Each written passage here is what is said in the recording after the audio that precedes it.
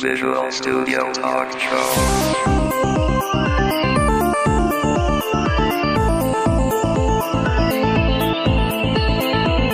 Visual Studio Talk Show est une présentation de la communauté .NET Montréal et de .NET Expertise. Visual Studio Talk Show.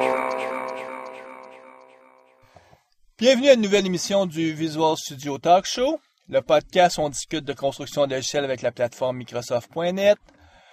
Au micro, Mario Cardinal, ainsi que... Guy Barrette, dans nos studios mobiles. Notre studio mobile. Ben oui, disons nos, ça fait encore plus grand. Oui, hein, comme si ça serait le cas. Donc, pour nos auditeurs qui nous connaissent bien, ça veut dire qu'on est dans ma voiture. Dans le stationnement de la caisse de dépôt et de placement. Guy est pas très loin, il travaille chez Desjardins ces jours-ci, donc c'est facile pour nous de se rencontrer. Et si on est dans mon auto, c'est parce qu'on a une émission préenregistrée qu'on veut vous présenter. Oui, qu'on a enregistré à Paris lors de notre escapade parisienne l'été dernier. Donc Guy, sans plus tarder, on vous invite à écouter l'émission qu'on a enregistrée avec Arnaud Clairet, où on discute de BizTalk. Première fois d'ailleurs qu'on parle de BizTalk, et on a trouvé quelqu'un qui est très compétent en la matière, en la personne d'Arnaud, donc on vous invite à écouter l'émission. Bonne écoute. Nous sommes lundi le 30 juin, on est dans les bureaux d'Exakis. On est à Paris. Paris oui. France, mon cher Mario. Avec nous, Arnaud Clairet. Bonjour. Bonjour Arnaud, ça va bien? Ça va et vous? Ah oui, ça va très bien. Il fait beau aujourd'hui. On a marché tout à l'heure pour s'en venir ici dans les locaux. On marchait le long de la Seine. C'était génial. Tout à fait. Arnaud, on est heureux d'avoir finalement un expert BizTalk parce qu'on s'est rendu compte, même si l'émission existe depuis maintenant 4 ans, qu'on n'avait jamais fait un survol de ce qu'est le produit BizTalk, aussi bizarre que ça puisse sembler. Donc, on est heureux d'avoir finalement quelqu'un de langue française qui va pouvoir nous brosser un portrait de ce qu'est BizTalk.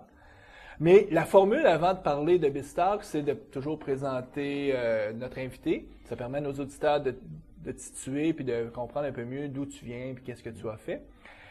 Donc, ça fait quoi, une dizaine d'années que tu fais d'informatique? C'est ça, oui, un peu plus de 10 ans, oui. Chez Exakis maintenant comme conseiller, expert en architecture logicielle, depuis 1 an, 2 ans presque. Ça fait un peu plus de 3 ans que je suis chez Exakis. Je suis d'abord rentré en fait comme leader technique autour des technologies .NET et aujourd'hui je m'occupe en fait de l'équipe architecture logicielle au sein d'Exakis au niveau de la France. Au niveau de la France, ouais. Pas juste sur Paris. Avant, tu étais aux aéroports de Paris. Tout à fait, en fait j'ai été salarié pendant 5 ans aux aéroports de Paris avec différentes casquettes, architecte et chef de projet puisqu'on était chez un client donc on mélange un peu plus les casquettes. Et plutôt sur la problématique des applications temps réel avec des relevés de capteurs ou sur la partie génie logiciel plus avec des outils d'industrialisation et de génération de code. Donc j'avais en fait ces 2 casquettes au sein d'Aéroport de Paris. Une des premières tâches où tu t'es retrouvé impliqué beaucoup, en tout cas ma compréhension, tu me corrigeras si je me trompe, chez Exakis, tu as travaillé beaucoup avec Team System et je dirais maintenant depuis la dernière année et demie, tu t'es retrouvé beaucoup plus impliqué avec les connected systems, avec BizTalk, avec les architectures SOA. Est-ce que je me trompe? Non, c'est tout à fait ça. C'est un parcours et en fait tu l'as très bien annoncé dès le départ, c'est que BizTalk jusque-là, on en parlait très peu, même Microsoft, marketingement, faisait peu de bruit autour de BizTalk. En fait, moi, BizTalk, je travaille depuis la première version, donc la version 2000 avec BizTalk aux aéroports de Paris, puisque ça a été l'un de mes premiers projets, qui était la mise en place d'un EAI au sein d'Aéroports de Paris. Mais avec ce côté industrialisation, donc Team System que j'ai mis à côté, parce que je ne conçois pas une architecture SOA sans un pan industrialisation. Donc l'une de mes premières activités visible de l'extérieur chez Exakis, ça a été la partie Team System, mais pour autant, j'ai toujours gardé en fait ce travail Connected Technology ou architecture SOA, EAI autour de BizTalk. Juste pour nos auditeurs qui seraient peu familiers, EAI, on veut dire Enterprise Application Integration. Donc c'est en gros comment intégrer les différentes applications d'un système d'information. Parce que c'est ça qui est un peu drôle. Je pense que même Microsoft ont été surpris. Eux, à l'origine, quand ils ont pensé le produit BizTalk, c'était pour l'intégration, mais entreprise. Tout à fait. Donc, puis même les premières présentations, c'était toujours pour tout ce qui est remplacer ce qui est le fondement de l'EDI. Donc, puis ça, les gens d'entreprise, eux, avaient une souffrance beaucoup plus réelle, qui était juste s'intégrer avec les applications existantes. À l'interne. Et aux aéroports de Paris, c'est ce que vous avez découvert Tout à rapidement, c'est que BizTalk pouvait vous servir de médiateur central pour intégrer toutes ces applications-là disparates que vous aviez dans votre back-office. Et c'est un des premiers projets, puis c'est un des premiers endroits où BizTalk a percé, c'est dans le back-office et non pas au front office pour faire de l'échange électronique avec des partenaires. Tout à fait. En fait, l'échange avec les partenaires a été l'un des premiers positionnements qu'a eu BizTalk. Pour autant, dans la réalité, les implémentations qu'on pouvait trouver de BizTalk, c'était de l'implémentation de type intégration, donc de l'EAI, mais interne à un système d'information. Et effectivement, plutôt sur les systèmes back-office. Donc, on pense notamment aux ERP, type SAP, Oracle et autres, et à des produits plus propriétaires. Et là, c'était le cas d'Aéroports de Paris, puisqu'on devait faire interagir, en fait, toute la partie aéroportuaire, qui était un système d'exploitation développé propriétaire ADP, faire dialoguer SAP, faire dialoguer des applications de type gestion de patrimoine. Donc on est typiquement dans de l'intégration d'applications disparates internes à mon SI et pas du tout dans la partie gestion des partenaires. Je dirais que la partie gestion des partenaires, moi c'est une problématique qu'on adresse depuis, je dirais plutôt la version BizTalk 2004 que depuis BizTalk 2000. Donc, tu as commencé chez Aéroport de Paris à travailler avec BizTalk. Ouais. Tu as fait le saut du côté du conseil en joignant Exakis il y a 3 ans maintenant. Il y a 3 ans, ouais. Mais tu as travaillé beaucoup avec Team System. Donc, j'essaie de comprendre, c'est l'opportunité ou le fait que tu te retrouvais en architecture logicielle. Souvent, on a le chapeau de gestion des configurations qui nous tombe toujours dessus, même si on voudrait pas s'en passer, ça finit toujours à être dans notre cours. Alors, je dirais qu'il y a eu plusieurs vecteurs qui ont fait que je suis venu à Team System. Bah, déjà le fait que j'avais plusieurs casquettes aux aéroports de Paris, qui étaient d'un côté la partie BizTalk et applications distribuées, et de l'autre côté génie logiciel avec des ateliers de logiciel et génération de code. Donc on est très proche de l'industrialisation. Et ce que j'ai pu m'apercevoir durant ces 5 ans aux aéroports de Paris, c'est que l'une des plus grosses problématiques dans des architectures d'intégration ou maintenant dans les architectures SOA, c'est souvent la problématique de versionning, donc de gestion de configuration, donc de gestion de cycle de vie de mes applications. Et là est apparu, moi je suis arrivé janvier 2005 chez Exakis, et on a eu les premières bêtas de Team System qui sont apparues en 2005. Et pour moi, ça a été le produit magique que nous offrait Microsoft sur sa plateforme, qui allait enfin, entre guillemets, nous permettre de résoudre l'ensemble de ces problématiques. Solutionner un problème. Voilà. C'est ce qui est intéressant, c'est les gens qui avaient une expérience réelle sur le terrain, souvent c'est eux qui ont le plus rapidement saisi la portée d'un produit comme Team System pour résoudre des souffrances réelles. Tout à fait. Tout à fait. Non, une réelle problématique, et on le voit encore aujourd'hui. Hein, on prendra des sites de retail ou des sites de vente en ligne. Donc en France, les plus grands, c'est Discount, la Fnac, ce genre de sites qui ont des grosses problématiques de mise en ligne de leur nouvelle version, donc des grosses problématiques de versionning, et sont réorientées SOA. Et quand on parle de SOA, si on n'a pas traité cette industrialisation de versionning, on a des chaos qui arrivent. On n'a pas les fondements. Exactement. Donc aujourd'hui, pour moi, qui est effectivement, je dirais plus une sensibilité architecture SOA, je ne pouvais pas adresser ce monde-là sans connaître la partie industrialisation. C'était tout simplement pas faisable, et je me retrouvais avec un vrai manque face aux clients et face à une demande au final qui n'était pas liée à de l'architecture, qui était bel et bien liée à de la gestion de projet et gestion du cycle de vie de mes applications ou de mes services dans le cadre du SOA. Puis on va retraiter d'architecture SOA parce qu'on peut difficilement parler de BizTalk sans parler d'architecture SOA. Pour terminer ta biographie, tu as été reconnu par Microsoft comme MVP depuis quelques années. Depuis 2006, en gros, j'ai fait 2 ans. Ça fait 2 ans donc que je suis MVP autour de Team System.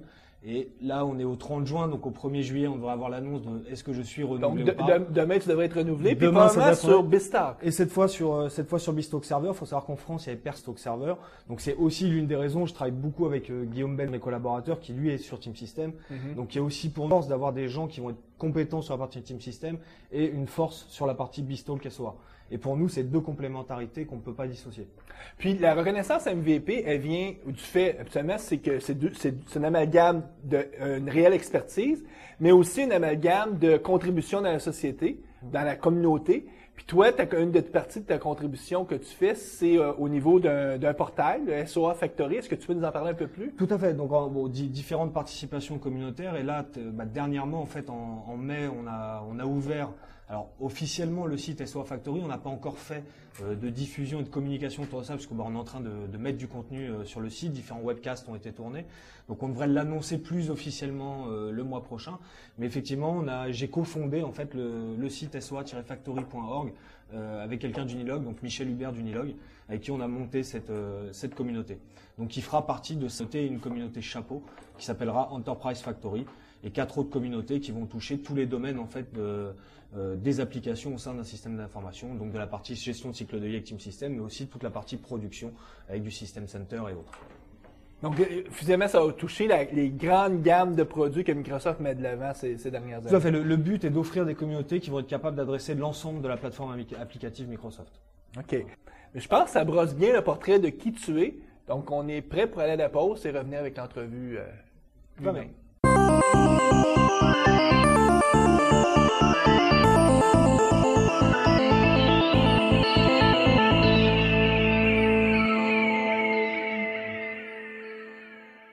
Arnaud, pourquoi a-t-on besoin de BizTalk?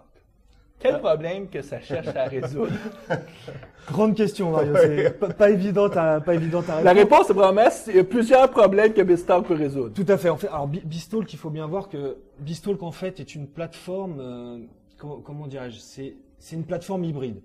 Il va être capable en fait d'adresser différents besoins, et pour ça, il faudrait qu'on revienne au besoin initial. Donc, le besoin qu'on retrouve aujourd'hui dans les entreprises, c'est un besoin d'agilité, de flexibilité, et un besoin de rendre, en tout cas de tuer ces silos métiers qu'on pouvait trouver dans les SI, et qui rendaient du coup la communication entre ces silos quasi infaisable, ou avec des budgets immenses de construction, d'interaction entre ces différents silos. Donc là, ça c'est la démarche plutôt SOA, et démarche qu'on appelle de médiation entre les applications. Donc ça, on parle du pattern de médiation, qui va être la capacité en fait à interconnecter deux applications qui vont discuter sur des protocoles différents avec des formats de données différents, et je vais pouvoir mettre en fait un service intermédiaire ou un bus de messages intermédiaire qui va être capable de faire le médiateur entre ces deux applications. Donc BizTalk, essentiellement, c'est un médiateur. Sa première vocation à BizTalk a été médiateur, et c'est là qu'on a parlé d'EAI, puisqu'on a parlé d'intégration des applications entre elles. Pour autant, la couche d'intégration de BizTalk, en fait, c'est la couche de connecteur, ou la couche de messaging. Donc c'est la couche principale de BizTalk avec son moteur de persistance. Okay. Mais ce n'est qu'une petite partie de BizTalk. Donc si je te suis bien, pas un médiateur qui vise à intégrer des systèmes avec une approche temps réel, mais beaucoup plus à intégrer des systèmes avec une approche messaging. Tout à fait. C'est-à-dire que là, en fait, quand on a commencé à parler de ces patterns de médiation et qu'on a vu les premières implémentations des médiateurs arriver, il y a plusieurs problématiques dans la médiation. Soit on sert juste à être médiateur, la première partie, c'est-à-dire mettre en relation deux applications avec des protocoles et des formats de données différents. Et là, je peux faire du temps réel, un problème. Ce qu'a rajouté par contre BizTalk à ça, c'est la capacité d'interagir avec une application, même si celle-ci n'est pas présente. Donc la capacité à faire du rejeu sur erreur et du coup de persister au niveau de mon bus. Parce qu'avant l'apparition de ces serveurs de médiation-là, comme BizTalk, on sait que la compétition à Microsoft a d'autres offres. L'approche, c'était beaucoup plus de faire de l'invocation de procédures à distance, tout à fait. Des fameux web services qu'on programme dans nos applications, mais ça présume qu'il y a un serveur qui est toujours vivant de l'autre côté, qui est prêt à répondre. Ouais, que tout est connecté. Là. Que tout est connecté, et qu'en plus, là, on est sur des interactions de type point à point. Ça veut dire que j'ai une application qui va exposer un point de terminaison pour dialoguer avec une autre, mais si une deuxième a besoin de dialoguer avec lui, il va être obligé d'implémenter un deuxième point de communication.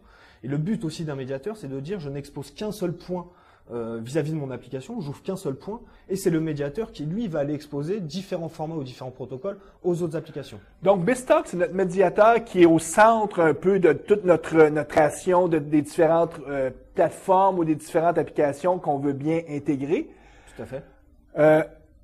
Et ça présume, donc j'ai dit, ça présumait messaging, mais ça présume probablement un découplage très très fort parce qu'on veut justement complètement isoler chacune de ces applications. Tout à fait. Alors, là, on revient en fait sur les concepts. Alors, il y a deux concepts. Il y a la partie effectivement persistance et du fait que j'ai pas besoin d'avoir l'application qui soit montée en face de moi.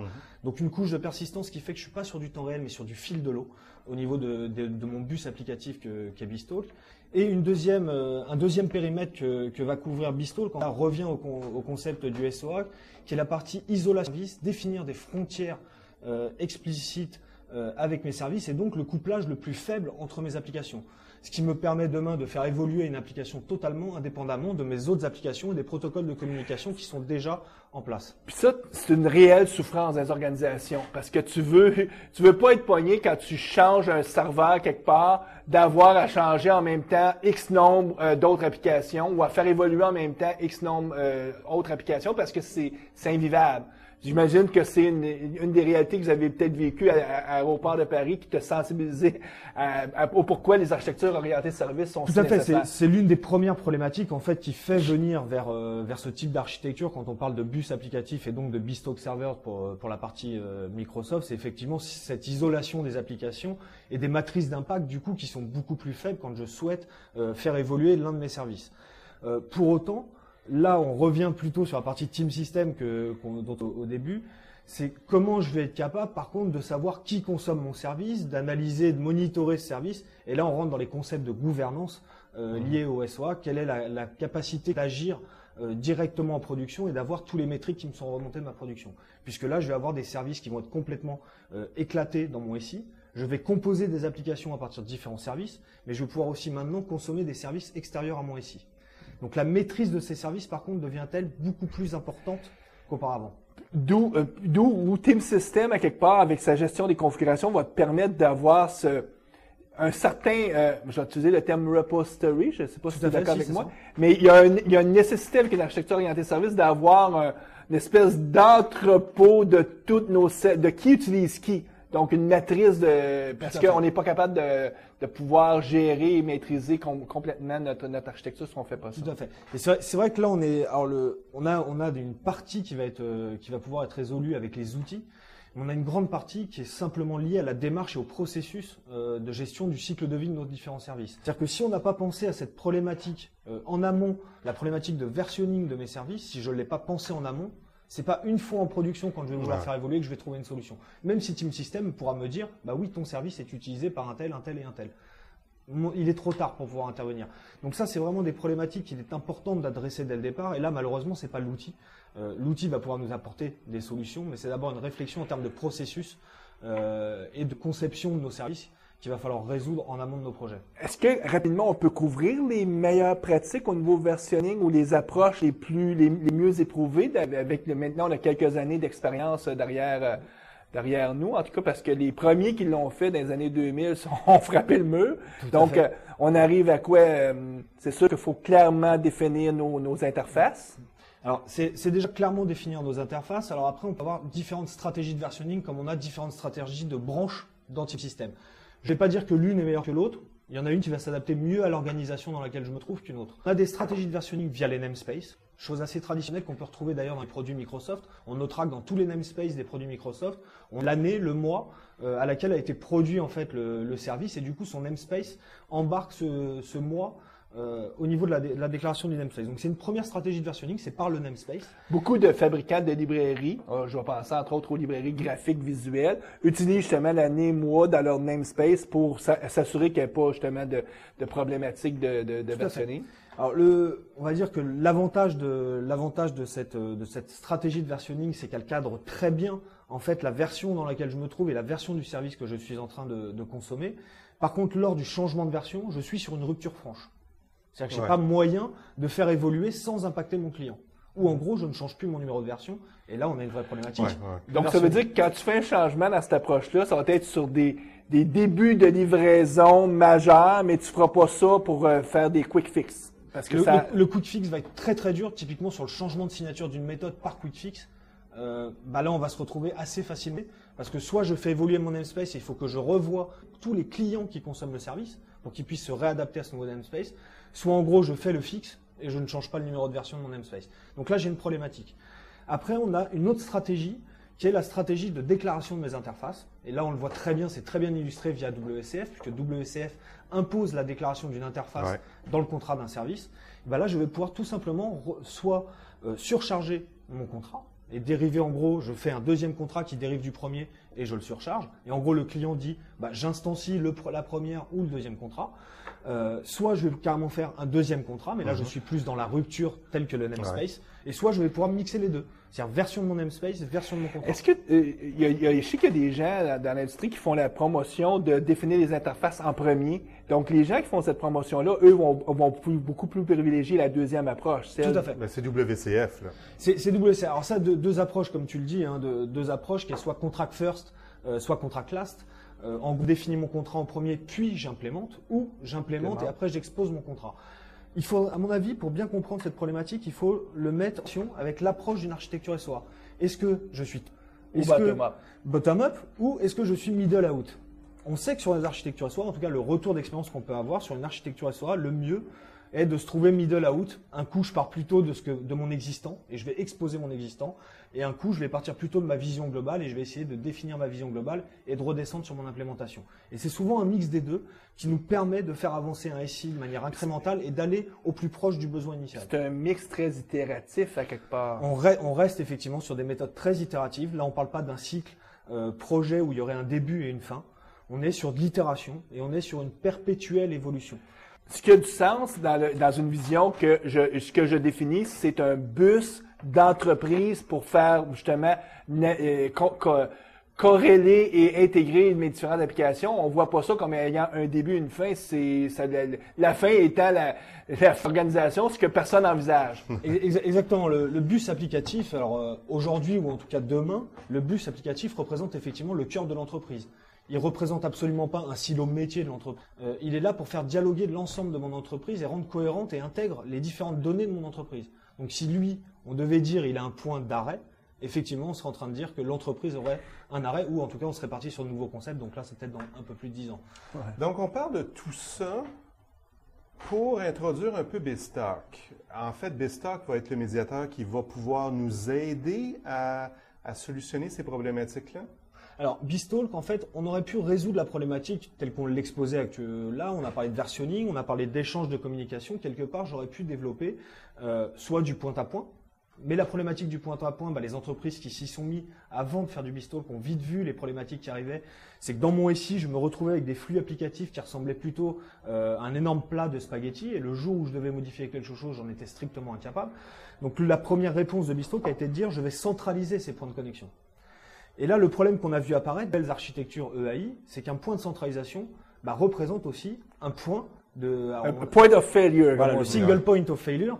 Donc ça a été l'une des premières problématiques. Et en fait, là, Microsoft a, je trouve, pour ma part, eu une approche assez formidable au niveau de la conception d'architecture de BizTalk, puisqu'il va allier à la fois les avantages d'une architecture de type EAI, donc un point centralisé de mes connexions, donc je vais pouvoir gérer de manière centrale l'ensemble de mes flux applicatifs, mais avec une architecture physique, donc l'implémentation interne de BizTalk permet d'être répartie. Et là, je reviens plus sur mes concepts de bus applicatif, de SB, on entend parler en ce moment, où je vais pouvoir avoir différents groupes applicatifs, donc différents bus, répartis géographiquement s'il le faut, si mon entreprise est internationale, et qui vont dialoguer entre elles. Donc je n'ai plus ce single point of failure, mais j'ai gardé C'est quand même une grande différenciation par rapport à la compétition. La compétition étant ce que IBM ou toutes ces gros joueurs-là offrent aussi, parce que c'est un point un aspect très forte différenciation. Alors, je pense que c'est un aspect de fort différent, notamment sur la partie scalabilité de la base de données. Faut savoir qu'aujourd'hui, dans la grosse problématique des architectures SOA est de savoir tenir la charge des différentes requêtes qui va en grandissant, puisqu'on est sur une orientation service actuellement. Et le plus gros point, le plus gros goulet d'étranglement dans une architecture applicative, on sait que c'est la base de données. Autant des frontaux, je vais pouvoir multiplier autant que je veux dans une ferme, autant ma base de données, quand j'ai saturé mon serveur, à part rajouter des processeurs et un peu de mémoire, je vais vite atteindre une limite. On est toujours pris dans une approche scale-up, mais probablement dans une approche scale-out. Exactement. Et l'approche de BizTalk, c'est de dire je suis capable de faire du scale-up. Donc là, je vais être capable de distinguer ma base de données de mes frontaux. Dans mes frontaux, je vais être capable de distinguer mes ports de réception, mes ports d'envoi, mes orchestrations qui déroulent les différents process métiers. Et côté base de données, je vais avoir aussi la possibilité de faire ce scale-out en disant je multiplie le nombre de bases de travail qui s'appelle la message box dans BizTalk. Et en fait, je vais avoir ma première base de données là, qui n'est qu'un seul routeur vers ces autres bases de données. Et là, je vais pouvoir, comme un des serveurs web, je vais pouvoir multiplier à l'horizontale le nombre de bases de données qui sont dédiées au travail des flux qui passent. Et en fait, BizTalk peut servir de tampon. Tout à fait. Donc, on peut recevoir, puis en faisant du scale-up, on peut recevoir un nombre impressionnant de messages, puis ensuite les processer au fur et à mesure que notre système à l'arrière est capable de les processer. Tout à fait. Alors ça c'est l'un des autres scénarios, entre guillemets, d'intégration d'applications qu'on peut avoir. Ce sont des applications, on va dire, basées sur des nouvelles architectures, du nouveau matériel qui vont avoir des capacités de traitement et des puissances de traitement énormément... extrêmement conséquentes par rapport à ce que savaient traiter certains anciens systèmes. Et quand vous souhaitez les interconnecter de point à point, ce qu'on peut voir arriver, c'est que ces nouvelles applications fassent complètement tomber nos serveurs de back-office qui, pour autant, leur priorité n'est pas de faire le traitement de ces messages applicatifs, mais de rendre un service à l'utilisateur. Donc là, BizTalk va aussi jouer ce fonctionnement, effectivement, de tampon, ou en tout cas de rétention de messages, où je vais être capable, par exemple, de faire du séquentiel et dire je délivre message par message et non pas 20 000 messages d'un seul coup à une application où je ferai tomber l'ensemble de mon back-office. Tout à l'heure, tu as parlé, puis je me demande si ce n'est pas une sursimplification de ce qu'est BizTalk, mais peut-être une bonne présentation des 3 grandes fonctionnalités que ferait un BizTalk. Tu as parlé d'un point d'entrée, un point de sortie et une orchestration. Tout à fait. Est-ce qu'on peut résumer BizTalk à dire ce n'est que cela? Alors, dire ce n'est que cela, ce serait un peu réducteur. En tout cas, l'image globale de BizTalk, effectivement, c'est de dire ça. C'est-à-dire, je suis là pour faire de l'intégration, donc j'ai des notions de connecteurs. Donc, je vais avoir différents connecteurs, des connecteurs en fait propriétaires. Typiquement, je veux aller me connecter à du SAP. C'est un connecteur fourni par SAP, alors qui est inclus dans BizTalk, mais qui est implémenté par SAP.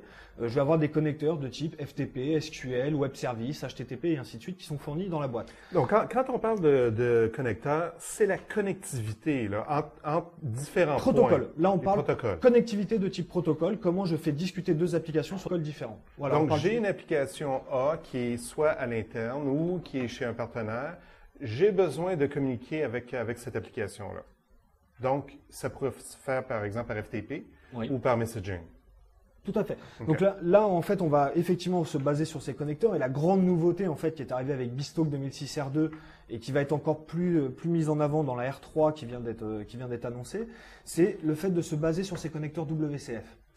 Gros avantage de BizTalk s'il se base sur ces connecteurs WCF, c'est l'extensibilité de WCF qui va nous permettre notamment au travers du lob adapter, des lob adapters. Donc les lob adapters sont les line of business adapters, donc des connecteurs dédiés à des applications métiers propriétaires. Et on a un SDK qui arrive avec ça. Donc on va pouvoir développer ces différents connecteurs et on a vu notamment arriver le premier BizTalk Adapter Pack qui va comprendre des connecteurs WCF pour SAP, Siebel et Oracle. Et le gros avantage de ça, c'est que vous allez les utiliser dans BizTalk, mais aussi indépendamment de BizTalk, directement dans vos applications qui utilisent la technologie WCF. Oh, wow! Ou ADO.NET. Et là, je vais quitter mon SAP comme une base de données. Donc, les connecteurs qui étaient auparavant dédiés à BizTalk peuvent maintenant être étendus au développement à la plateforme .NET totalement. Tout à fait. Et c'est là qu'il ne faut pas se tromper quand on voit le mot BizTalk Adapter Pack. Ce ne sont pas des connecteurs pour BizTalk, ce sont des connecteurs pour tout ce qui est communication, donc WCF. En fait, ce qu'il faut voir, c'est que Microsoft a changé cette année la dénomination du produit BizTalk Server. BizTalk Server étant le produit et BizTalk maintenant la marque. Et c'est pour ça qu'on parle de BizTalk Adapter Pack. En gros, tout ce qui va être Connected Technology va être derrière la marque BizTalk. Donc, nous, on devrait plus dire qu'on va faire une émission sur BizTalk Server. Tout à fait. Parce que où je vais puis pourquoi j'amène ça? On a parlé qu'il y avait point d'entrée, orchestration, point de sortie. Il existe déjà une technologie que Microsoft a mis de l'avant depuis maintenant 2-3 ans qui est les workflows. Workflow Foundation. Et notamment avec Workflow Services. Donc, puis ça aussi, c'est capable de travailler avec WCF. Donc, dans quelle mesure BizTalk Server se différencie de Workflow Foundation? On s'entend, Workflow Foundation, c'est juste une librairie. Et si je prends la librairie et j'encapsule ça, je crée mon propre service avec, par exemple, avec les... Je l'héberge avec WCF. Dans quelle mesure je suis vraiment différent d'un BizTalk Server? Alors là, on est sur la grande question, et c'est l'un des sujets des webcasts qu'on va mettre sur SOA Factory, c'est ESB or not ESB. Qui est la première des questions qu'on doit se poser, c'est qu'est-ce qu'un bus applicatif? Au final, c'est pas BizTalk le bus applicatif. Et je pense que tu le décris très bien en disant si je fais un service qui est pas dans une application, mais un service intermédiaire entre différentes applications, il est basé sur du Workflow Services, donc des connecteurs WCF, on a parlé des lob adapters, je pourrais me connecter à du SAP. Workflow Foundation embarque un moteur de règles, donc j'ai une capacité à externaliser mes règles métiers et donc à faire du BPM, du Business Process Management, Donc quelque part, j'ai fait même Puis tout plus ça est qu'un offert USB. gratuitement avec la plateforme.net. Donc pourquoi j'irais sortir beaucoup de dollars pour acheter BizTalk Server? Alors le pourquoi, ça va être d'avoir en fait cette boîte BizTalk qui effectivement par rapport à du Workflow Foundation, on pourrait en développement spécifique refaire un BizTalk.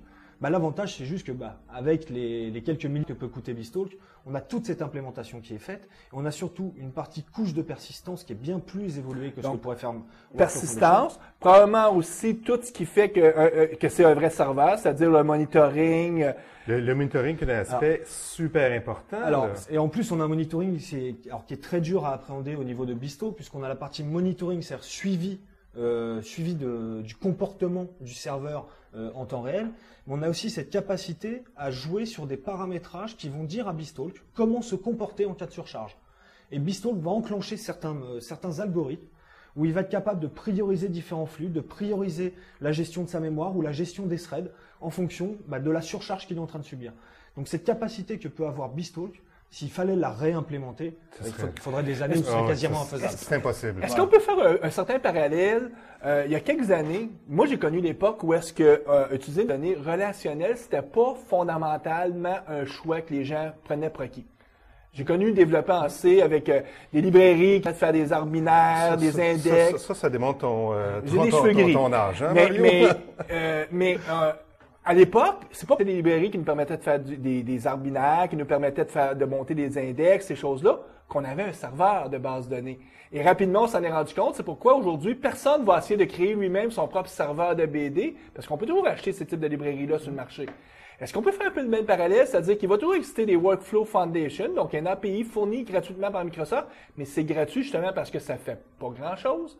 Ça fait bien ce que ça a à faire, mais ce n'est pas un serveur, et si tu veux un serveur, il y a beaucoup plus, et c'est là que tu as besoin d'aller chercher un BizTalk Server. Je suis complètement d'accord avec cette approche. Pour moi, Workflow Foundation aujourd'hui, c'est un framework. Alors que BizTalk Server est un produit serveur, donc il amène déjà un certain nombre de fonctionnalités abouties et éprouvées, ce qui n'est pas le cas de Workflow Foundation. Et on va dire que comment on devrait positionner, ou en tout cas quel est le discours que nous on peut donner entre Workflow Foundation et BizTalk, c'est que Workflow Foundation aujourd'hui doit être utilisé à l'intérieur d'une application pour dérouler le workflow applicatif, mais dès qu'un processus métier doit être externalisé de l'application, donc aller consommer d'autres process au travers d'une organisation, là on va les mettre du BizTalk. Parce que j'ai une autre problématique derrière tout ça, c'est qu'à partir du moment où je gère des flux de messages et que je veux pouvoir rendre à mon utilisateur des indicateurs métiers, si j'ai des flux qui sont transités tout au sein de mon organisation, j'ai plus cette capacité à aller tirer la bonne donnée et la donner à mon utilisateur. Et ça, c'est ce que va apporter BizTalk. Donc, si on regarde ça, à l'intérieur d'un service, je peux avoir du Workflow Foundation, je peux avoir des bases de données du SQL, ces choses. Donc, tout ce qui fait que le service est autonome et capable d'offrir le service qu'il a à offrir. Tout à fait.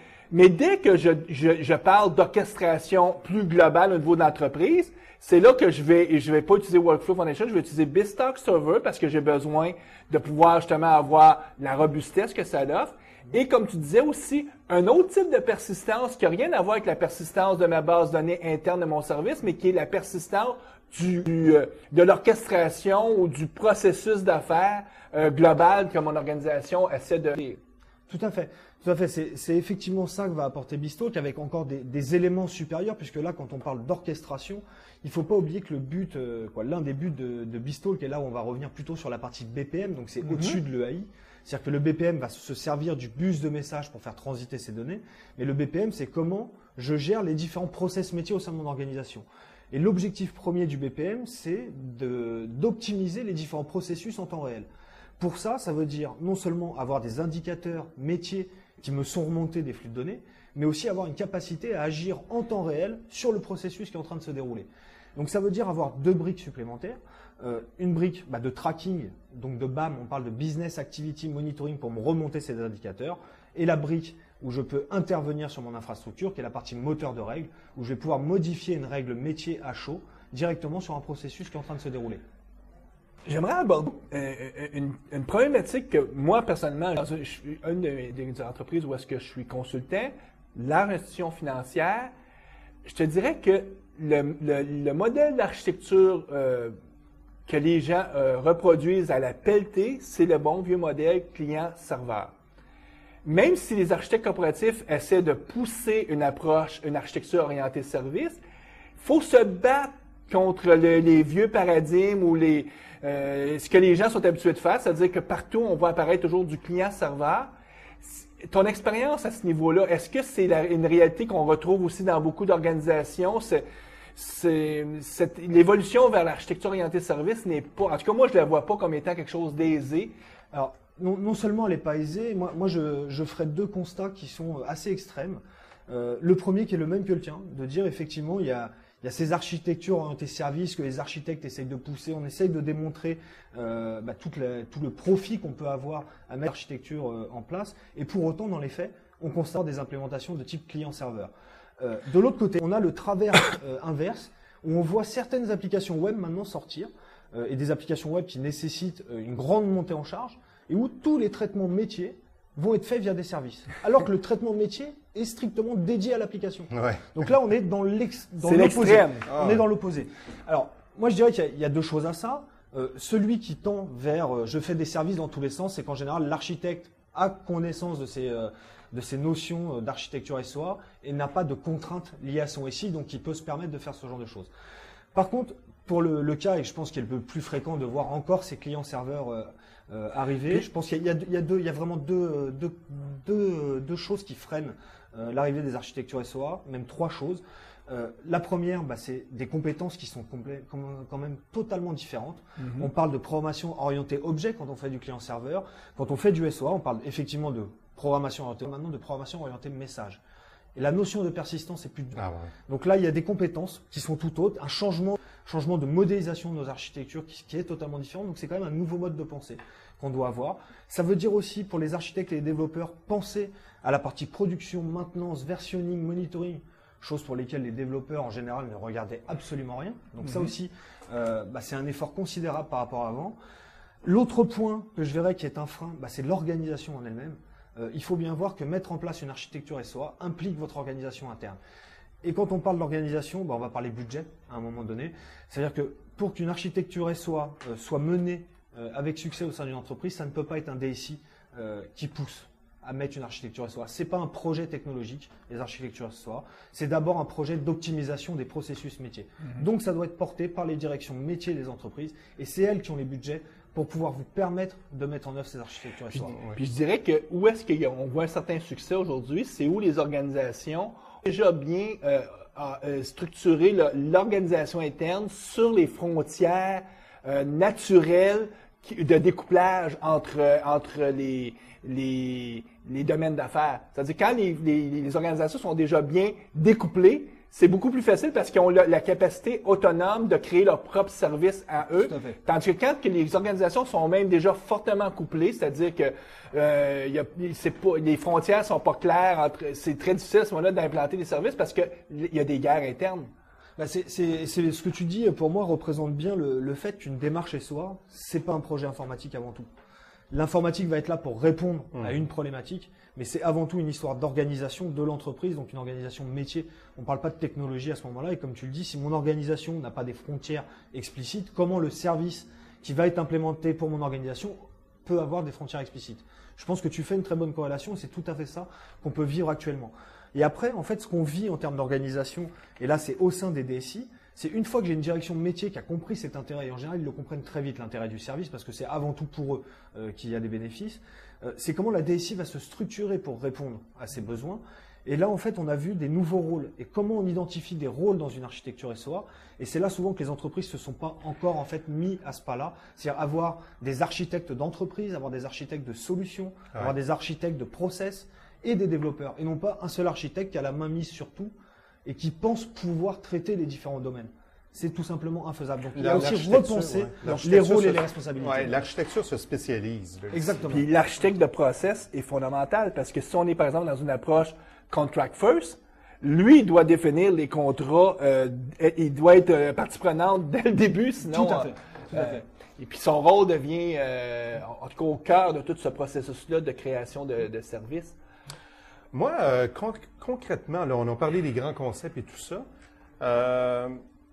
J'ai de l'information à partager, des applications internes, on donnait cet exemple-là tout à l'heure. De quelle façon on va implémenter BSTAR concrètement? Peut-être nous faire le chemin d'une implémentation qui est simple. Tout à fait. Alors, ce qu'il faut bien voir, c'est qu'on a le petit travers qui peut se poser de temps en temps. C'est la même personne qui va définir le contrat de sortie d'une application, le contrat d'entrée et le BStalk. On va éviter de prendre ce cas d'exemple parce que c'est un peu facile et là, ça permet très facilement de mettre en place un flux.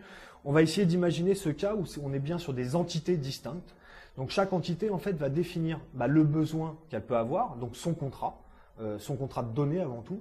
Donc l'application qui a besoin de la donnée va dire voilà l'ensemble du jeu de données que j'ai besoin. Donc elle va définir le contrat de données et si on parle de service, elle va décrire le comportement de son service en termes de sécurité, de transactions, etc. Mais si on est en mode fichier, on parle plus de sécurité de transactions. Là on va parler juste de format de données. Parce qu'on ne se cachera pas qu'aujourd'hui, dans les 40 dernières années et dans le passé, la façon la plus standard pour faire de l'intégration de données, c'était du transfert de fichiers. C'est présent encore beaucoup dans nos organisations. Un bon vieux fichier. Énormément. C'est l'un des cas qu'on retrouve souvent, majoritairement. une des façons de partir, en tout cas un premier projet où on voudrait implémenter BSTAR, c'est probablement de chercher des projets où aujourd'hui on s'échangeait des fichiers, puis où par exemple les contraintes de sécurité sont pas respectées. Je vais donner l'exemple typique. Ressources humaines qui gardent toute l'information sur les employés. C'est assez, en tout cas souvent c'est des informations un peu sensibles. Peut-être que là, de transférer ça par fichier, il y a des enjeux de sécurité où est-ce que là, on pourrait justifier de dire on va commencer à mettre en place la fondation initiale de ce que sera notre Enterprise Service Bus en mettant notre premier serveur BSTAR. Tout à fait. Je pense que c'est l'un des premiers cas qu'on peut voir arriver. Alors, en général, on parle de l'ERP parce que c'est souvent l'ERP qui marche avec des fichiers et on souhaite l'intégrer par exemple avec une interface web. Ça, c'est très souvent effectivement ce qui arrive. Donc, ce web va générer ce fichier. Ça, c'était le mode point à point qu'avant. Soit dans ce que je vous disais, effectivement, là, on va avoir plutôt un ERP qui va dire les données dont il a besoin. Dans son mode à lui, s'il veut rester en mode fichier, pourquoi pas, il peut y rester. Par contre, l'application web, qui elle va être sur des nouvelles technologies, va peut-être avoir envie de parler avec un service web et pouvoir avoir tout de suite l'accusé de réception. Oui, ma demande a été prise en compte. Donc en fait, chaque entité, donc chaque application va définir son contrat et BStalk, en fait, on va implémenter ce contrat au niveau des connecteurs. C'est-à-dire que le connecteur d'entrée va attendre un format de données correspondant au contrat défini avec mon application émettrice. Un contrat veut dire des règles précises au niveau là, de la structure des données. Structure de données et comportement que pourrait avoir le service dans le cas d'un service web. Okay. Donc, si tu me permets, juste nos auditeurs, pour rendre ça encore plus visuel. J'ai une application A d'un côté qui veut consommer de l'information d'une application B, mettons qui est du côté des ressources humaines. En aucun cas, l'application A va parler à B. Elle va parler à un médiateur qui est notre serveur BSTAR. Et là, tu dis qu'il faut définir les interfaces, les connecteurs pour parler. Donc, un premier connecteur, c'est comment A me parle et comment je réponds à A. Un autre connecteur que BSTAR va implémenter, c'est comment B me parle et je réponds à B. Donc, comme tu disais, peut-être que du côté ERP, ça sera encore juste par fichier. Donc, un connecteur va être par fichier. Et de l'autre côté, ma nouvelle application que je développe avec toutes les dernières technologies, le .NET 3.5, je vais aller avec WCF, des approches très modernes, bien là, le connecteur que je vais définir dans mon BSTAR va supporter ces nouveaux protocoles-là. C'est exactement ça. C'est exactement l'approche qu'il faut avoir et ça peut être des équipes différentes qui définissent ces différents contrats. Et là, le but, ça va être, avec l'architecte des processus métiers, de définir en fait ce qu'on appelle un format pivot. Donc le format pivot va être le format central des données sur lequel va travailler BStalk, qui est un format qui ne doit être connu ni de l'application A ni de l'application B, c'est un format interne, ce qui va me permettre en fait de faire évoluer mes différents contrats extérieurs de ma logique interne et de mon format de données interne, ce qui fait qu'après je vais pouvoir appliquer une logique métier sur ce format interne sans jamais avoir à la revoir en fonction des applications qui évoluent. Le point que tu as dit, ça peut être des équipes différentes, c'est souvent le cas. Par exemple, le ERP, s'il y a quelques ajustements, ça peut être un tiers parti, une firme qui, elle, va faire ce qu'elle a à faire, par exemple, pour modifier le format de fichier qui sert comme connecteur à BSTAR. Et l'autre équipe qui travaille avec le .NET 3.5, ça peut être une équipe, parce que d'un côté, ils peuvent être en COBOL, par exemple, et de l'autre côté, en .NET. Et BSTAR, son rôle de médiateur, fait en sorte que les équipes travaillent de façon séparée, sans avoir même à se connaître. Exactement. Et après, en fait, ce qu'on va avoir par rapport à ça, et là va être l'avantage de BStalk Server, c'est que j'ai défini mon contrat, j'ai défini mon contrat B. Mon contrat B peut attendre des données que A est incapable d'envoyer. Et le but de BizTalk, donc une fois qu'il a eu les données de A qui arrivent, il va les transformer vers son format pivot interne. Et là, il va aller enrichir les données, donc soit avec des applications externes, soit avec des données qu'on lui aura données en dur, par exemple, dans une orchestration. Ou avec des règles, peut-être, Ou avec des qui moteurs génèrent de des règles, données. typiquement. Donc, ce n'est pas une transformation bête. Non, tout à fait. Et c'est là qu'en fait BizTalk est plus qu'un EAI. C'est qu'il ne fait pas de l'intégration bête et méchante entre les. Il a aussi cette capacité à dérouler différents processus d'affaires ou aller enrichir des données avec d'autres services ou d'autres référentiels de mon entreprise. Si on parle d'un ERP, on pourrait prendre le cas de la note de frais, par exemple, le cas typique. Un utilisateur qui va vouloir saisir une note de frais à partir d'une interface web, ça va partir dans BizTalk. BizTalk va aller enrichir avec ses données de salarié, son numéro de matricule, peut-être le service auquel il appartient, aller récupérer qui est son responsable. Et avant de balancer l'info dans l'ERP, peut-être enclencher un workflow de validation de sa note de frais auprès de son responsable. Et c'est là très souvent qu'on va voir interagir avec SharePoint, où on va aller par exemple, à partir de cette appli web, passer dans BizTalk, enrichir la donnée, mettre un message dans SharePoint. Là, le responsable prend le formulaire et valide ou refuse la note de frais. Ça revient dans BizTalk qui, lui, l'injecte ou non. Puis SharePoint devient juste un troisième joueur avec lequel le médiateur interagit. Exactement. Mais SharePoint n'est surtout pas le médiateur. Parce que souvent, en architecture, les gens, ce qu'ils font, c'est on va mettre SharePoint au centre, puis on va essayer que SharePoint soit le médiateur. Non, BizTalk sert à ça. SharePoint, dans une architecture SOA, est le centre de la collaboration. BizTalk est le centre de la collaboration applicative. Et il va être capable d'interagir avec d'autres centres de collaboration, donc avec SharePoint. Et c'est comme ça qu'on est capable de construire des applications totalement composites et une architecture SOA globale où je suis capable de faire interagir des hommes et des machines en même temps parce que j'ai bien des serveurs et des bus applicatifs qui sont capables de faire interagir ces différentes technologies ensemble. Puis c'est bien de reconnaître qu'il y a de l'intégration applicative et de l'intégration humaine. De la même façon, un jour, si on vient avoir un niveau de maturité encore plus élevé, peut-être qu'on voudra intégrer avec notre environnement de développement. Et là, ça sera notre team system qui sera le centre qui aura toute l'intelligence sur comment on gère le processus de développement. On n'est pas là encore, mais on arrivera peut-être à ça. Aujourd'hui, on est encore au moins à essayer juste d'automatiser les processus entre les humains et les machines. Tout à fait. Alors on commence des petites choses à arriver avec Team System. Aujourd'hui, vous pouvez complémenter Team System en production avec des produits type AVI Code, qui est un outil de monitoring applicatif .NET, qui va être capable de remonter des alertes, par exemple de performance. Si on prend le cas des performances dans le cadre du suivi d'un SLA en production d'une architecture SOA, il va être capable de remonter une alerte par dépassement de seuil d'un critère que j'aurais défini. Il va remonter cette alerte, par exemple, dans MOM ou SCOM maintenant, SCOM 2007. La personne qui est au pupitre derrière dit moi, de mon niveau, je ne sais pas résoudre le problème. Je vais l'affecter à l'équipe de développement, je passe au niveau 2. Et là, vous avez une tâche de type bug qui est créée dans Team System et des interactions possibles entre mon environnement de production et mon environnement de développement. Et là, je commence à couvrir l'ensemble du cycle. Parce que le but, c'est de réduire le cycle de correction ou d'ajustement parce que tu as un SLA. Le SLA, il faut que tu répondes dans un certain délai. Exactement. Actuellement, en tout cas, c'est le but de finir. Donc, tu veux pas justement que quelque chose traîne sur un coin de table pendant 2 jours. Tu veux que les choses s'automatisent et être en contrôle du processus.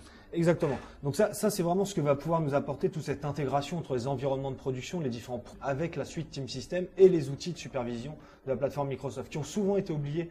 Je dirais auparavant dans les développements, on oubliait très souvent la partie supervision. Dans les architectures SOA, c'est l'élément essentiel de notre architecture. Donc là, on voit qu'on commence à réintégrer dans l'ensemble des briques applicatives et des stacks applicatifs, l'ensemble de la brique supervision et environnement de développement avec la production. Arrêtons cette frontière entre production et les équipes études. C'est des services qui doivent collaborer ensemble et je dirais qu'ils doivent collaborer dès l'amont des projets, donc dès la modélisation des projets qui partiront en production demain. Et ça, c'est vraiment une étape importante aussi dans le cadre des architectures SOA, d'impliquer l'ensemble des acteurs d'un SI et non pas impliquer le DBA ou la production seulement à la fin quand l'application arrive. Élément très important. Revenons à notre exemple. On a fait la transformation, notre fameuse transformation. Ouais. Maintenant, qu'est-ce qui se passe suite à cette transformation-là au niveau des données? Alors, au niveau des données, en fait, ce qu'il faut voir, c'est que BizTalk, en fait, à partir du moment où un message rentre dans BizTalk, il est persisté à chaque étape. Donc, vous avez une copie du message qui va se faire à chaque étape du processus, ce qui va permettre à BizTalk de revenir en arrière, typiquement un rollback, comme une transaction en base de données. Il va être capable de revenir et de rejouer ce scénario. Donc ça, vous allez avoir une couche de persistance à chaque étape. La transformation du message, donc de son format de données, il peut être fait à différents endroits, soit au niveau du connecteur entrant, soit au niveau d'une orchestration, soit au niveau du connecteur sortant, suivant nos besoins. Et après, on va pouvoir aller l'enrichir. Voilà. Mais la transformation en elle-même de données, c'est un mécanisme natif et qui s'applique à toutes les briques de BizTalk, sans pouvoir mettre en œuvre forcément la partie orchestration. C'est complètement indépendant. OK. Puis, du coup, où est-ce que l'information est rendue du côté sortant? Le travail de BizTalk est fini. Tout à fait.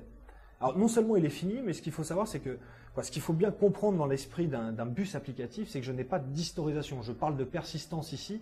C'est de la persistance plutôt technique qui me permet de rejouer le message dans le cas où l'application en face n'est pas présente, de m'assurer que l'ensemble des applications à qui je dois émettre ont bien reçu les messages, de récupérer de l'indicateur. Mais le but n'est pas d'historiser, de pouvoir faire de l'analyse derrière. Parce qu'un principe clair, quand on regarde en architecture, c'est on veut toujours s'assurer que les entités qu'on crée, les modules qu'on crée, n'ont qu'une seule responsabilité et s'assurent de répondre à la responsabilité-là de façon adéquate.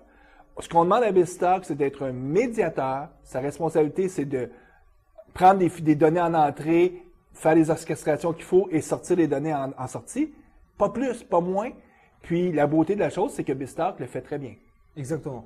Exactement. Je pense que c'est vraiment ça qu'il faut remettre en avant à chaque fois avec BizTalk, même si on a une palanquée de modules en fait qui existent autour, avec typiquement le moteur de règles. On n'a pas parlé de toute la partie RFID qui arrive avec BizTalk Server. Mais oui, revenons à l'essentiel. BizTalk, c'est avant tout un médiateur. Il prend des messages en entrée, il doit les distribuer. Et sa plus grosse contrainte, c'est de ne perdre aucun message. Et c'est avant tout ça, ne perdre aucun message. Parce que les messages, typiquement dans les architectures SOA, ce qu'il faut bien voir, c'est qu'un message n'est pas forcément persisté dans les applications. Même l'application émettrice n'a peut-être pas persisté, elle non plus, le format de celui qu'elle l'a émis. Elle a peut-être persisté qu'un tiers du message qui correspondait à ses données internes.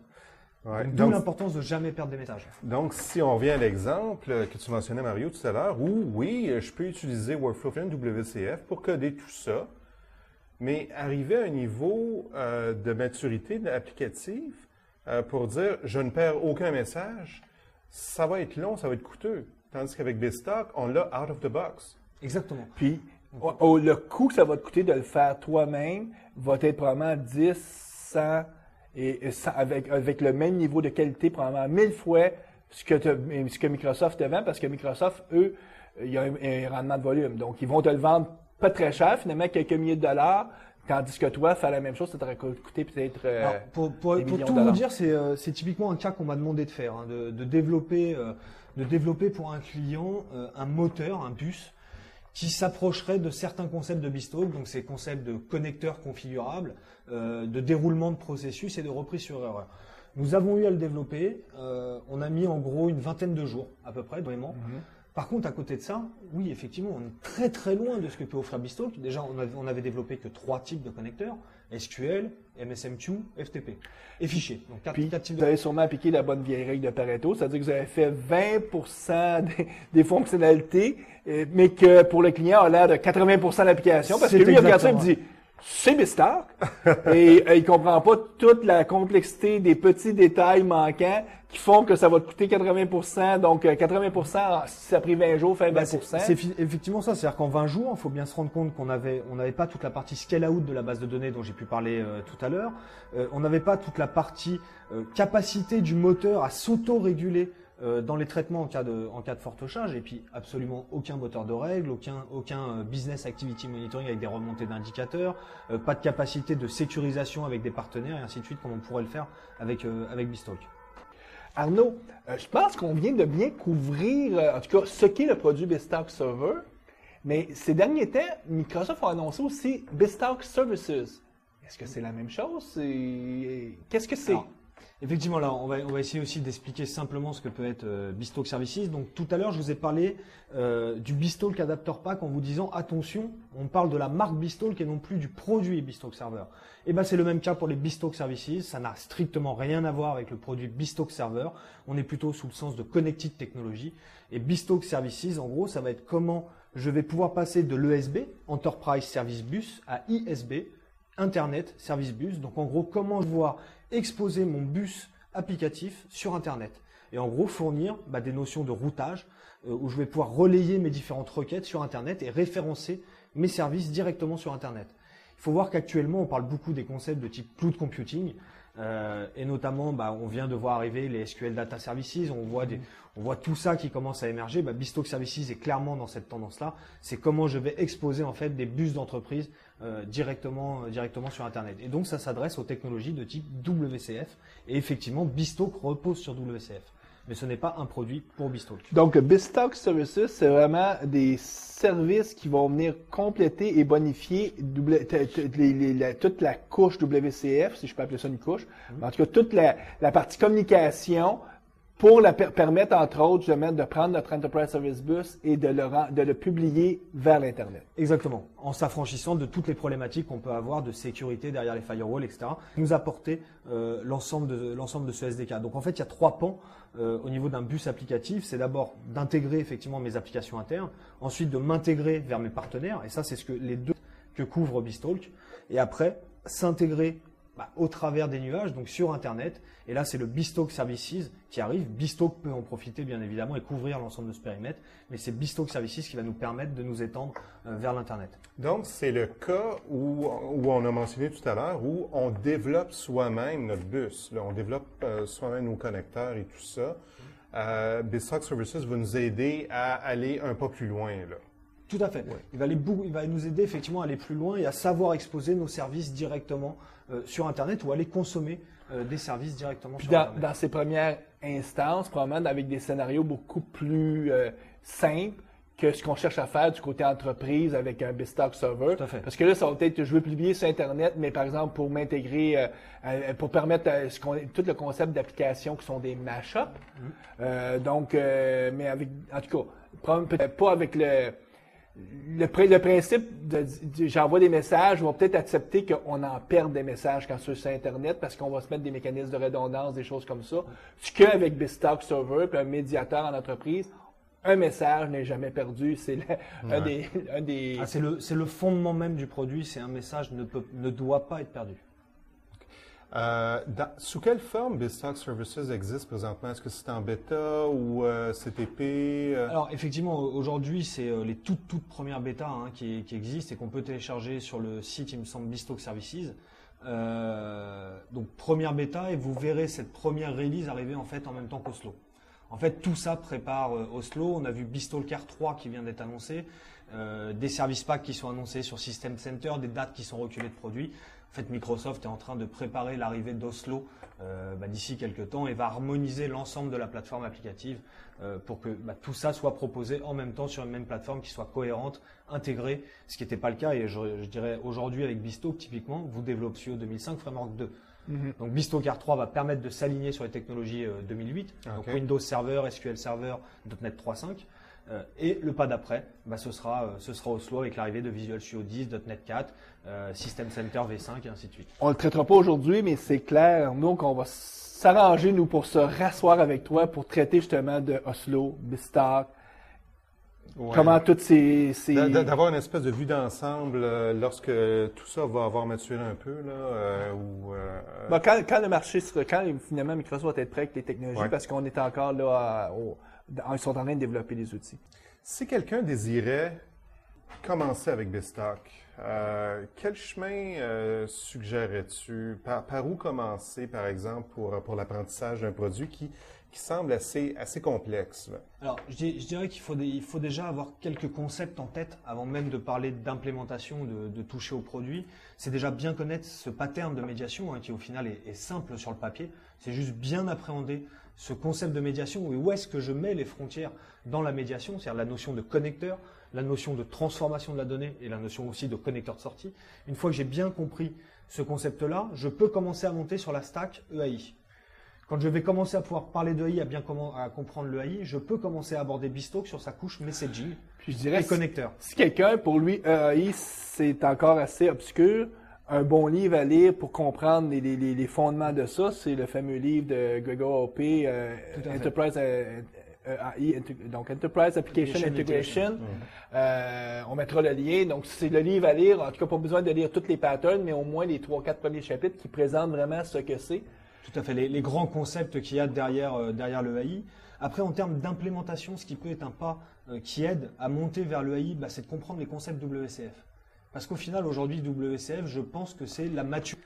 de l'EAI en termes de connectivité, qui nous a permis de complètement dissocier notre implémentation de la couche de communication. Et ça, c'est un pattern qui est très important dans la partie EAI et notamment dans les parties SOA en général. Si je te comprends bien, il faut maîtriser tout ce qui serait application distribuée. Tout à fait. Tout à fait. Ça, c'est la première stack. Et si on n'a pas compris cette première couche de BizTalk Server, on ne pourra pas monter sur les autres couches puisqu'on n'en aura pas compris les principes. C'est pareil, il y a un principe fondamental dans BizTalk qui est la partie publish-subscribe. Je publie d'un message et je souscris, je m'abonne à une publication de message. On n'est pas du tout dans le fait j'instancie une orchestration ou j'instancie un connecteur pour lui dire envoie ce message à un tel. C'est je publie un message et j'ai des connecteurs qui sont abonnés au namespace de ce message et qui donc vont aller les consommer.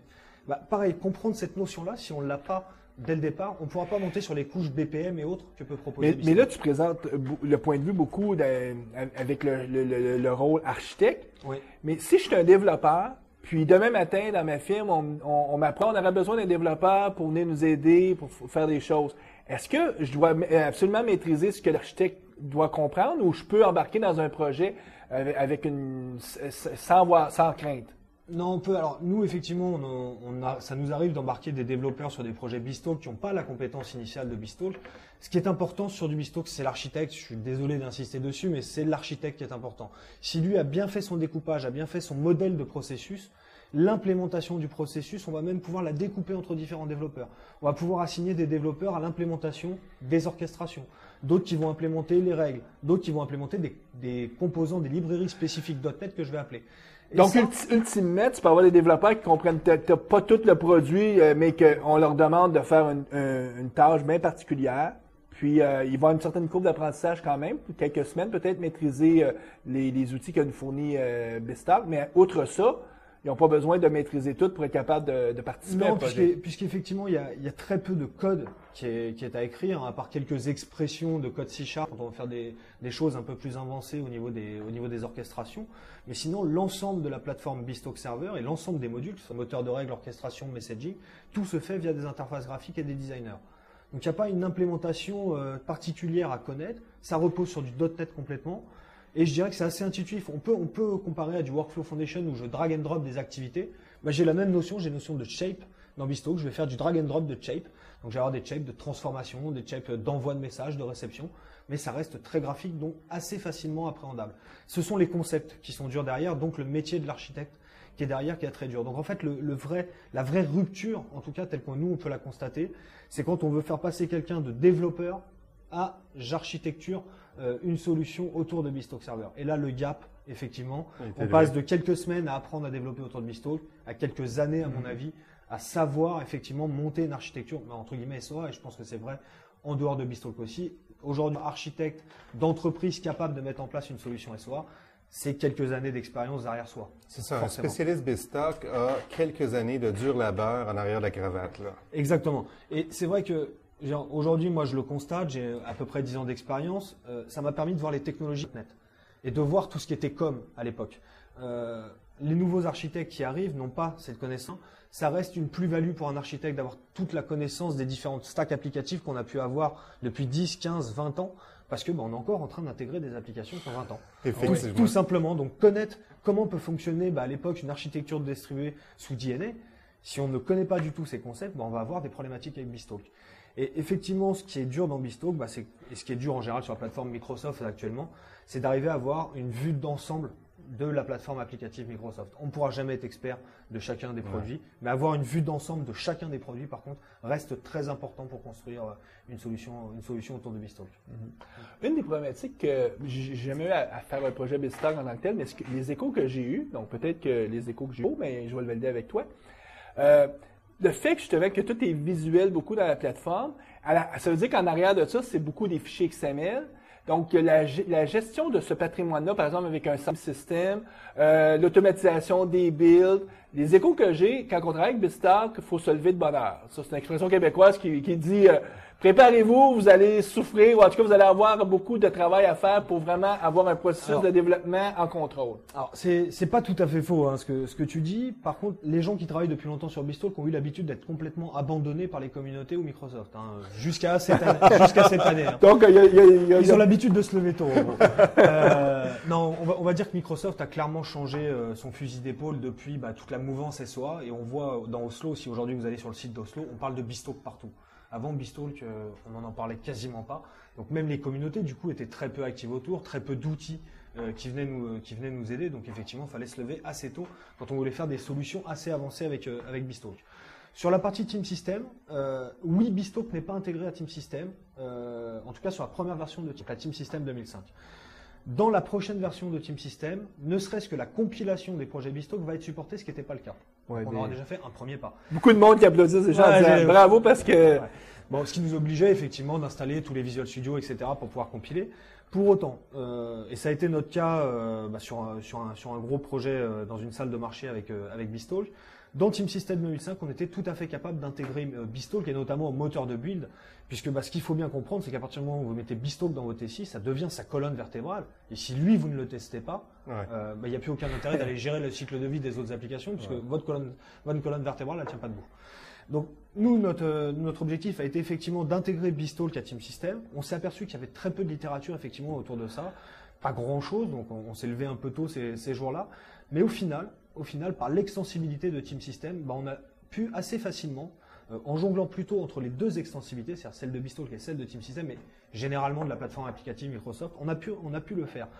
Parce qu'en fait, la compilation, on est resté sur un mode, j'allais dire 1, où là on appelle du devenv.exe pour faire la compilation brute. Par contre, il existe sur Codeplex un ensemble de librairies qui s'appellent les SDC Tasks, qui permettent de fournir, je crois, plus de 300 tâches MS Build. Ça va de la configuration de JS, création de base de données SQL et BizTalk Server 2004 et 2006, où je vais avoir en fait la possibilité, après compilation, de déployer mes DLL, déployer mes différentes règles métiers, mes définitions de règles métiers au niveau de BizTalk, de jouer des tests unitaires. Alors cette fois, le test unitaire, par contre, on a pris une bibliothèque complémentaire, puisque pareil, les tests unitaires sont pas supportés par Visual Studio. Là, on a pris du BizUnit, pareil, vous le trouvez sur Codeplex.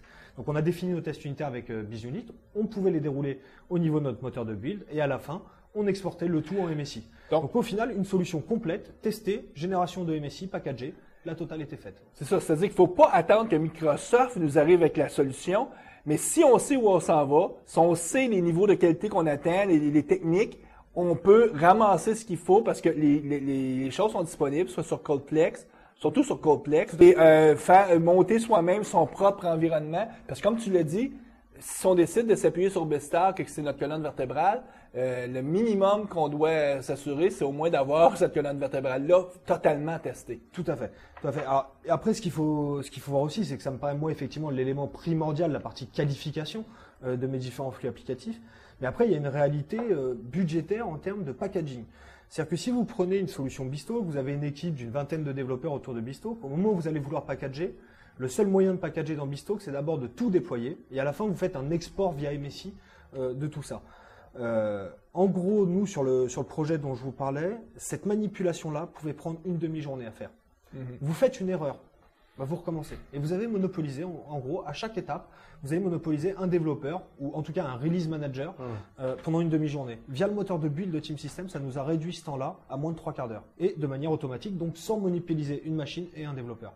Donc ne serait-ce que le gain budgétaire, il devient énorme, sans parler en plus du gain de qualité applicative qu'on peut donc avoir derrière. si tu fais un développement BizTalk, la justification d'automatiser avec des builds, en tout cas la justification économique se justifie rapidement. Alors clairement, la mise en œuvre de l'automatisation des builds avec test unitaire autour de BizTalk, ça nous a pris 2 jours. Et on est passé d'une demi-journée de déploiement à moins de 3/4 d'heure. Wow. Voilà, je pense que le ROI, il n'y a pas besoin de le prouver, il est là et il faut le faire. Clairement, il faut le faire. Alors, dans les prochaines versions de Visual Studio, tant mieux, il y aura encore plus d'outils pour le faire à notre place. Mais je dirais que même les 2 jours de mise en œuvre, c'est pas bien méchant pour aller intégrer un BizTalk à un Team System. Effectivement. Mais la réalité, de toute façon, Microsoft peut bien arriver avec n'importe quoi qu'ils nous ont automatisé. Comme architecte, on va toujours prendre nos pieds, se reculer et se poser la question, ce que Microsoft m'offre, c'est-tu vraiment ce que j'ai besoin? Parce que dans certains cas, on prendra pas ce qu'ils nous offrent même off the shelf. Ah, tout à fait. Et puis, ce qu'il faut voir après avec alors les architectures SOA en général et plus particulièrement avec BeeStalk, c'est quand vous allez vouloir dérouler un test unitaire, vous allez vouloir en gros tester vos appels.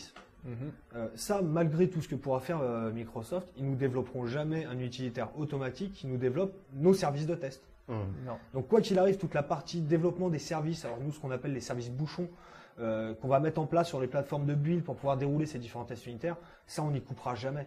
Donc Il y quand aura tu dis toujours un service minimum de bouchon, préparation. c'est ce qu'on va appeler souvent des stubs ou Les stubs, exactement. Exactement. C'est tout à fait Juste ça. pour aider nos auditeurs québécois, peut-être. Mais c'est bien, service bouchon, j'aime ça comme expression. Service bouchon, ouais.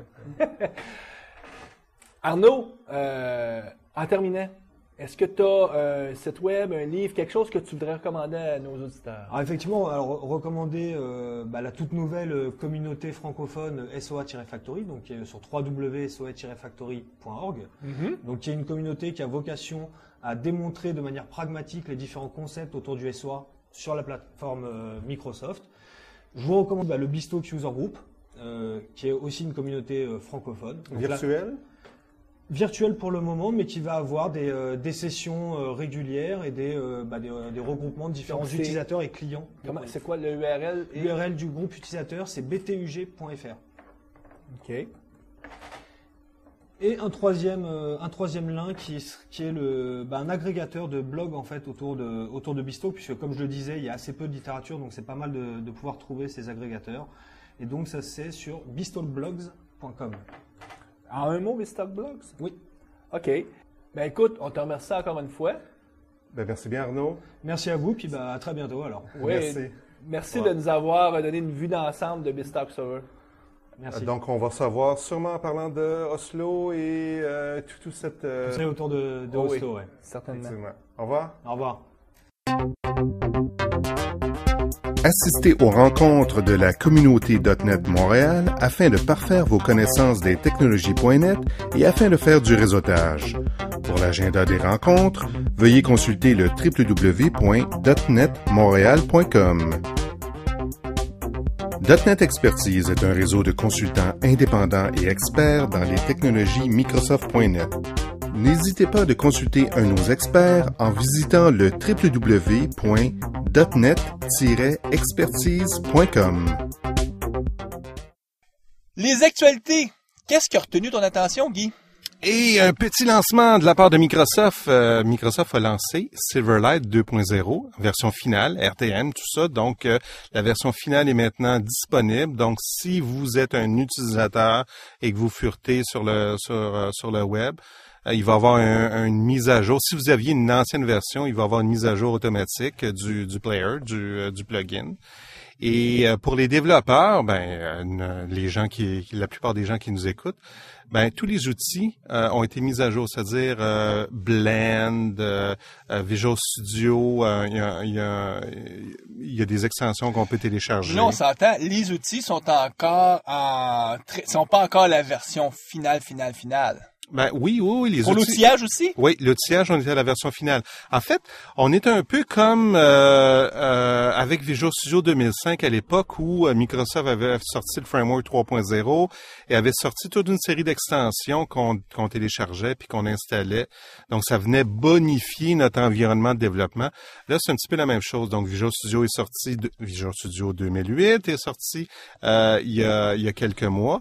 Et maintenant, il y a des extensions qui sont téléchargeables pour faire notre développement Silverlight 2.0. On voit que Microsoft nous ont précédé en tout cas de presque un mois parce que dans la cédule, moi j'avais cédulé une émission qu'on a enregistrée cet été sur Silverlight avec Vincent Vergojan et j'avais planifié moi pour la mi-novembre parce que je me disais mi-novembre Microsoft devrait avoir annoncé le produit puis on sera comme mais là on se retrouve un peu déphasé donc on a une très bonne émission mais qui sera présentée juste dans 4 semaines. Microsoft est un peu plus vite, c'est rare que ça arrive ça. Ah, ça c'est l'équipe de Scott Guthrie. Ah, c'est peut-être pour ça. Est-ce qu'il y a d'autres actualités qui ont retenu ton attention? Toujours avec l'annonce de Silverlight 2.0, il y a vraiment quelque chose qui a retenu mon attention. C'est le fait que Microsoft va participer à un projet open source, donc va subventionner un projet open source, une compagnie française qui va développer un plugin pour faire notre développement Silverlight à l'intérieur de Eclipse, sous Mac, sous Windows, sous Linux. Donc là, on peut voir que Microsoft est vraiment sérieux quand il voit Silverlight comme une plateforme, en fait comme un environnement multiplateforme. Puis ce qui est intéressant pour les gens de la communauté Microsoft, le signal qu'ils envoient, c'est que eux, ils veulent que Silverlight, ça soit pas juste des développeurs Microsoft qu'avec le logo Microsoft étampé dans le front, là, mais autant des gens qui viennent de d'autres domaines, entre autres Eclipse a été utilisé beaucoup par les gens qui utilisent Java aujourd'hui. Non, c'est parce que le seul environnement où les parts du marché sont vraiment grandes, là. Puis, il faut dire qu'il n'y a rien de comparable du côté, en tout cas, Java. Il faut que les gens décident de prendre soit Flash ou les Google Gear. Donc, essentiellement, de la même façon que Google ou Flash vont offrir des plateformes pour les programmeurs qui aiment beaucoup la plateforme Microsoft, ben là, Microsoft s'en va d'abord et dit, ben nous, on le pousse aussi pour ceux qui aiment plus l'outillage pour le monde Unix, Java et compagnie. Ouais, moi, ce que j'ai aimé dans cette annonce-là, c'est le fait que c'est pas Microsoft qui fait ce plugin-là. Donc, Microsoft a zéro crédibilité au niveau de Eclipse, tout ce qui est open source, là, tu sais, comme on l'entend, là. Il y a probablement pas grand monde chez Microsoft qui savent développer sur Eclipse. Ouais, c'est un fait. Il y a peut-être quelques employés, mais ce que Microsoft aurait pu faire, c'est engager des gens, faire une équipe, tout ça. Mais non, ce qu'ils ont fait, c'est que plutôt ils se sont associés avec une firme qui est spécialisée dans le développement de plugins d'Eclipse, une société française, puis a subventionné ce projet-là. Donc ça injecte des fonds dans le monde open source.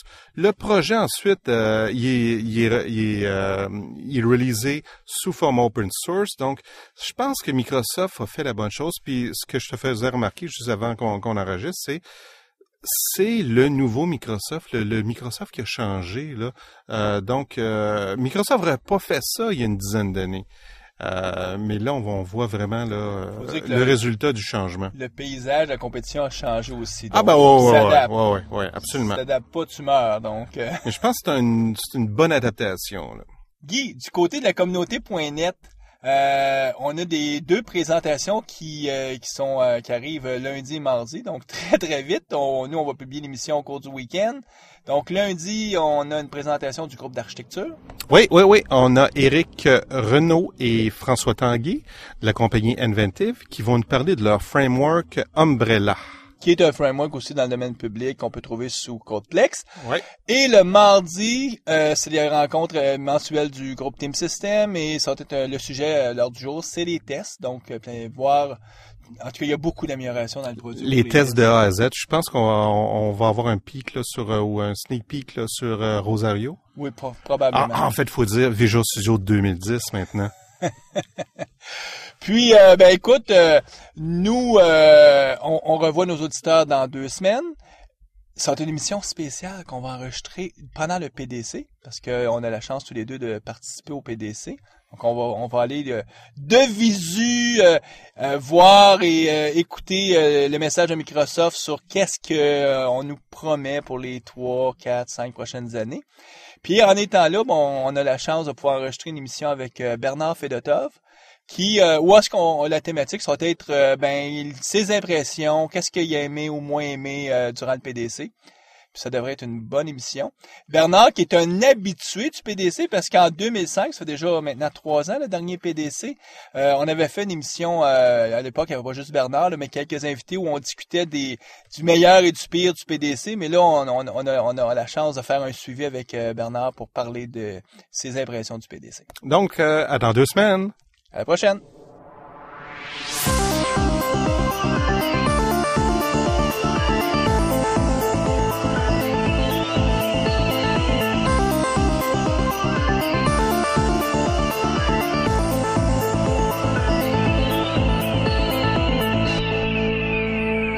Visual Studio Talk Show.